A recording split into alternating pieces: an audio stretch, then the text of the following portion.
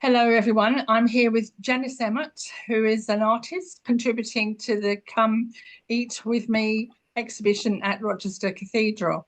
And I'm very excited about this exhibition. As you know, I'm contributing as well.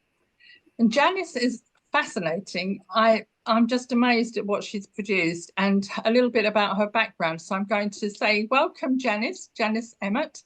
And I'm looking forward to you telling us all about your work. Thank you. Pleased to be here. Oh, it's lovely, Janice.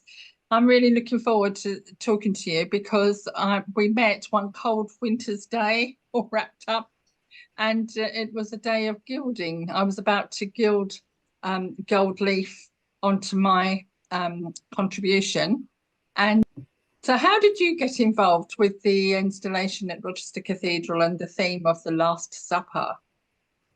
Well, I know Jane as a friend and fellow artist, and she asked me if I would like to do one or two of the icons, and I felt very honoured, actually.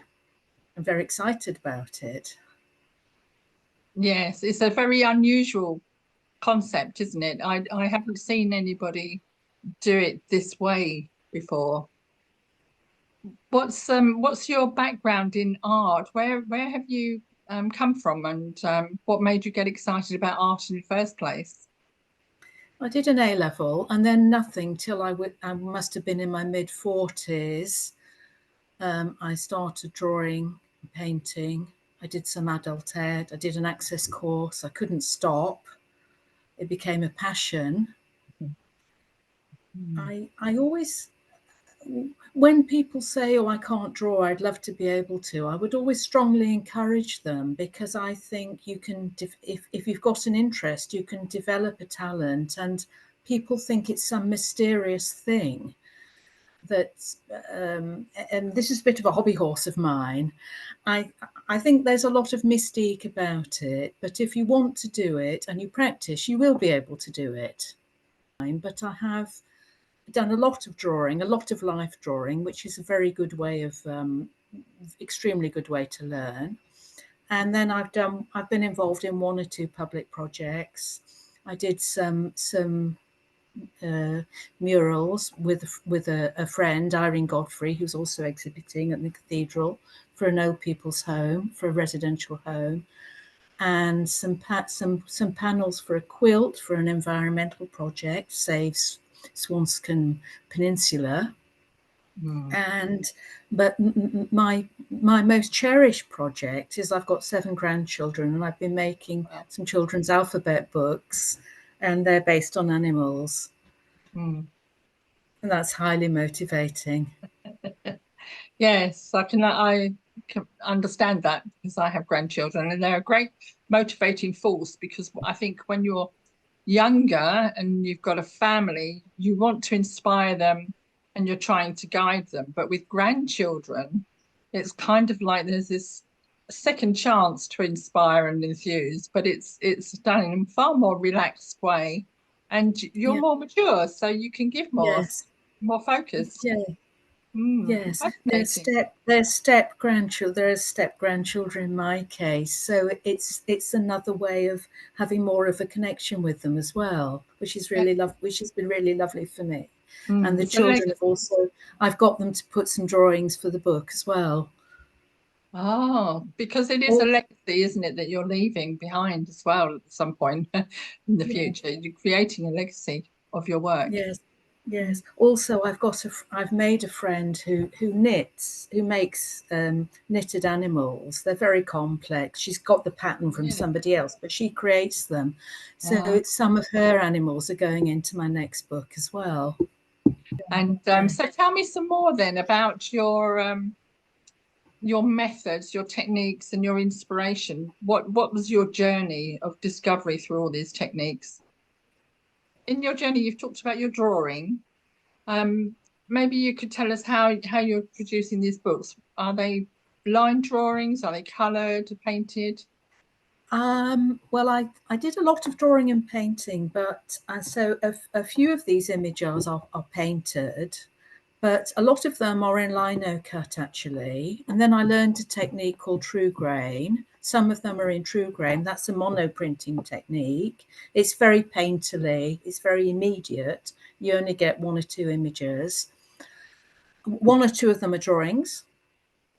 Do you want to see an example? Yes, I'd love to. Yes, please. Would you like to show us? Can you see that? A little bit high. Oh, goodness. That's a tortoise. Oh, I love tortoise. T for tortoise. Oh. That's a combination of true grain and a bit of freehand. Right. This is a rather blingy lizard. Can you see the gold leaf? That contains the leftovers from my gold leafing. Excellent. Yes, excellent. And I'll just show you one more. They're full of character. Half a rhino. That's a lino cut. Oh, yes, yes. Can you see that? A little bit more muted in colour. Yeah. Beautiful drawing. Yes. This is exciting. So what have you done for the, you don't have to show us the finished article, but you can tell us what you've done. How did you come to decide which icons you were going to focus on for the Last Supper? Well, Jane knows that my thing is animals, so she invited me to do 2 of these symbolic images, the Lamb of God and the Eagle of St. John, which I was really pleased about because that was my way into it for me. Although I felt very honoured and excited about this project, it also feels very intimidating. They say a blank page can be intimidating. How much more a blank roundel that's going to be in the cathedral? And I'm not a Christian, so I wasn't coming to it from that. So it took me a while to engage with it. Actually, I found it I found it a real struggle at first, to be honest with you. Also, I wanted to find my own design. So I looked at works from early artists, medieval. Some of them were pre-Christian. That's what I really enjoy, doing this kind of picture research. I'll just show you this. This is. Can you move in front of you? Move in front of you. That's it. Yes. That's an eagle from the Book of Kells. Oh yes, the Book of Kells. Very beautiful colours, and it's highly stylized, and it's very, very round. Yes. I looked at various things like that. For the lamb,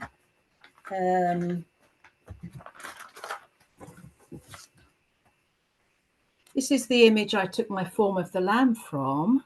Move it over towards you a little bit. That's it, yeah. Oh, it's beautiful. It's a Victorian tombstone in Huddersfield, actually. Really? Oh. So that gave me my form, but I also looked at Roman ones. Oh, some of these are very ancient.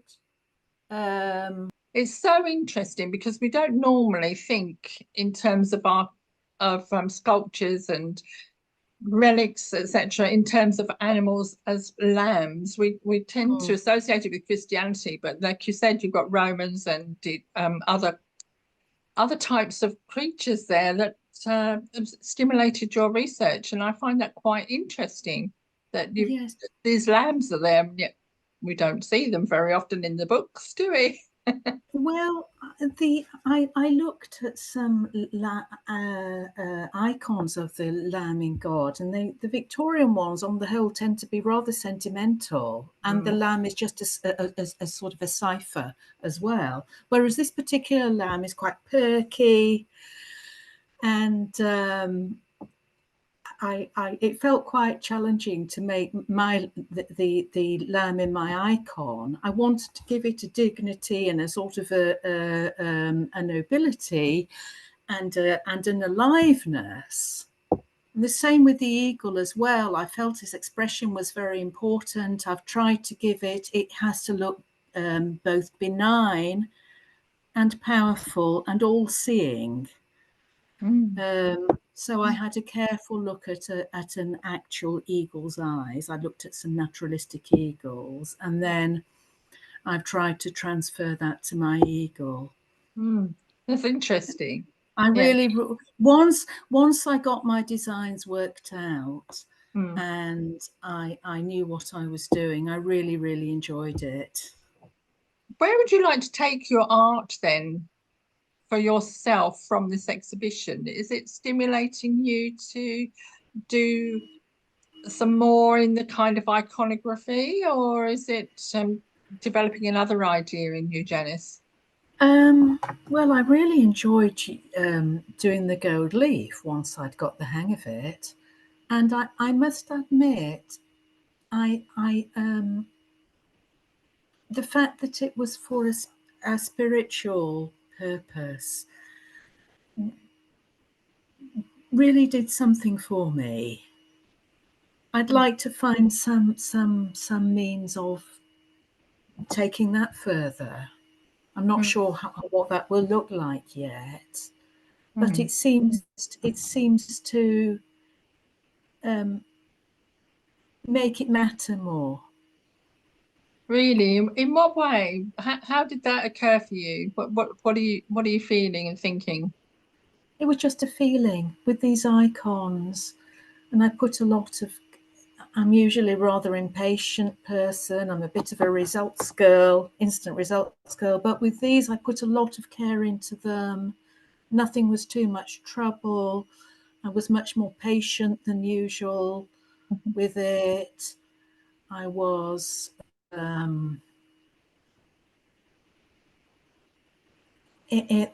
more exacting in the good sense. That was interesting to notice. Mm. I put love into it, I would say. Yeah.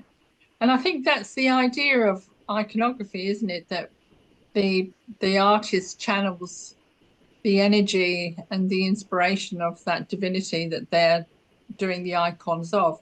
We have two professional iconographers in the group, Mm, and from them I can gather that it's almost a meditative meditation mm, or mm, condition. And mm. I've personally found that I kept asking questions of the person because I've done St. Peter, and I was aiming questions and asking for guidance, and it was quite an interesting, unexpectedly close feeling that came through for me. So I can understand what you're saying. Mm. Yes, it's like they become alive and you want to do them justice. Yes, and for somebody who's not particularly Christian, do you have other religious or spiritual views that you've Um, on? yeah, I take a very broad view of spirituality. I suppose I would I think I wouldn't pin myself down to any particular tradition. Mm. I've seen some of the other icons; they're absolutely beautiful, and Mm. I've seen the structure for the fissures that I Oh, think yes. Steve Thien made. That's got a kind of gravitas, hasn't it, in Mm. keeping with going in the cathedral. And I was listening to some of the ancient lyre music this morning. So I Mm. think it's going to bring lots of lovely elements together. Yes. The table, of course, which is amazing anyway. I've been to see it a few times. And it's been so lovely working with all these different people, some of whom I've never met before. I met 3 of them yesterday. It's certainly Uh, brought a community of artists across Kent yes, together. it has. It And has. as you say, not everybody is particularly Christian, but there's still elements of that religion and that experience that's transforming people in lots of subtle Yes, ways. And the work is yes, exquisite. I agree. Some of the yes. work made. Yeah. It's been good for me. It's done something for me. Mm. Well, that would be lovely to see how this all develops then, Janice. And Yes, I'm intrigued now to see where we all move on from this experience. yes, And I'm also looking forward to the feedback from the public, as they come in, or art goers who come in and members of the cathedral's congregation come in. I think we'll get a wide range of feedback. And I'm very keen to see how we all progress and what happens with your artistic endeavours after that. So Thank you. thank you very much for talking to us today. I think you've painted a lovely picture of the experience of going to this exhibition. It's very difficult for me just to sum it up, but I do hope that everybody's watching this video today, this interview with Janice Emmott, and her details, if you want to contact Janice, will be under in the comments. So it's very exciting, and I look forward to seeing as many of you as possible that you can make it along. And if you're interested in how we all do grow from this and where the table or the nations table goes and where the art exhibition goes from here, do keep in touch and follow us. And I'll say goodbye to you then, Janice. Thank you very much. Thank you. Thank you. Bye, everyone.